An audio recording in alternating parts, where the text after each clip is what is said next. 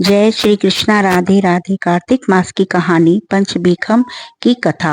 एक साहूकार के बेटे की बहू थी जो बहुत सुबह उठकर कार्तिक के महीने में रोजाना गंगा जी नहाने जाती, पराये पुरुष का मुंह नहीं देखती। एक राजा का लड़का था, जब भी रोजाना गंगा नहाने जाता और सोचता कि मैं इतनी सुबह नहाने आता हूँ तो भी मेरे से पहले कौन नहा लेता है। 5 दिन कार्तिक के रह गए।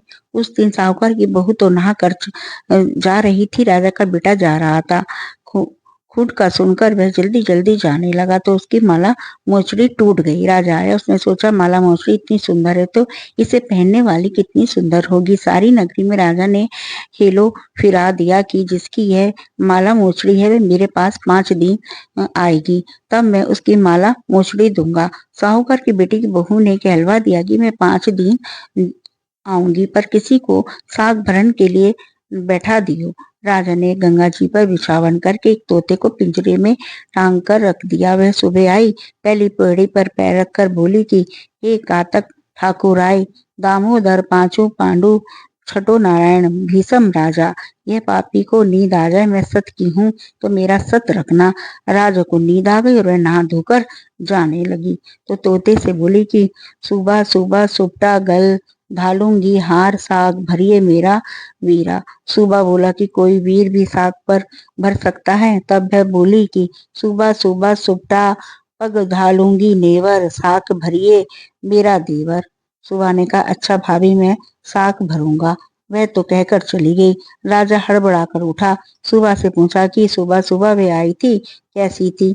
सुबह बोला आभा की सी बिजली, होली की सी झल, केले की सी कामनी, गुलाब का सा रंग। राजा ने सोचा कि कल मैं अपनी उंगली चीर के बैठ जाऊंगा तो नींद नहीं आएगी। दूसरे दिन उंगली चीर के बैठ गया।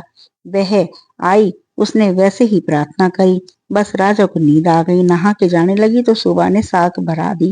राजा ने उठते ही फिर से सुबह से पूछा तो सुबह ने कल के जैसा ही जवाब दे दिया। उसने सोचा कल तो मैं आंख में मिर्च डालकर बैठ जाऊंगा।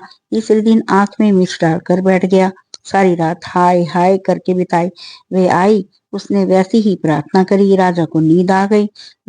नहा के सुबह ने साग भरा के चली गई। राजा ने सोचा कि कल तो मैं कांटों की सेज बिछाकर बैठूंगा। चौथे दिन में कांटों की सेज पर बैठकर हाय हाय करता रहा, पर जब वह आई उसको नींद आ गई। उसने सुबह से साग भरा दी और कहा कि उस पापी से कह दियो मेरे 5 दिन पूरे हो गए हैं, अब मेरी माला मोचड़ी मेरे घर पे भेज देगा। राजा ने उठते ही सुबह से पूछा कि वह आई थी क्या।